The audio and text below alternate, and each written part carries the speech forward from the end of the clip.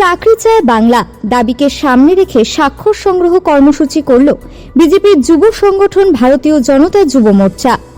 শনিবার ফালাকাটা ব্লকের জটেশ্বর বাসস্ট্যান্ড এলাকায় নিয়োগ চাই বিজেপি তাই স্লোগানকে সামনে রেখে সাধারণ যুবক যুবতীদের কাছ থেকে স্বাক্ষর সংগ্রহ করা হয়।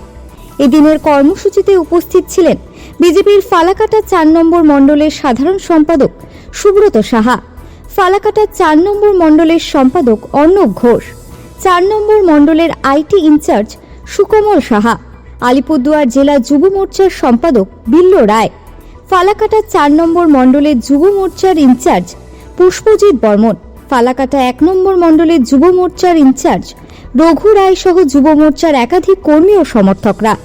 যুব মোর্চার নেতৃত্বের দাবি, রাজ্য ক্রমবর্ধমান বেকারত্বের কারণে যুব সমাজ চরম হতাশার মধ্যে রয়েছে।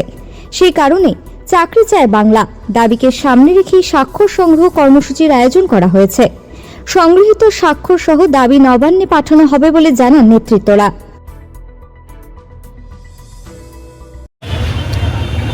আমরা আজকে ট্রেন বানিয়েছি। আমরা দেখতে পারতেছি প্রায় 15 বছর যাবত মমতার সরকার তথা টিএমসির যে সরকার, সেই সরকারে একটা বেকারত্ব, নিয়োগ নেই। নিয়োগ না থাকার ফলে বেকারত্ব একটা পাহাড়ের চূড়া তৈরি হয়ে আছে।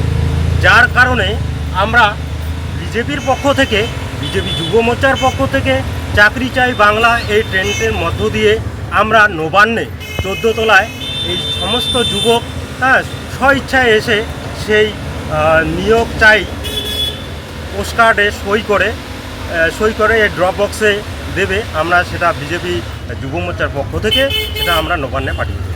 গোটা পশ্চিমবঙ্গ জুড়ে এই ট্রেন চলতেছে। আমরা এই মমতার যে দুর্নীতিগ্রস্ত সরকারের বিরুদ্ধে এই প্রতিবাদমূলক একটা এই চিঠি আপনারা নবান্নে পাঠাচ্ছেন, তাই তো? আমরা নবান্নে। আপনার নাম ও পরিচয়? আমার নাম রঘু রায়, আমি মণ্ডল ১ নং যুব মোর্চার ইনচার্জ।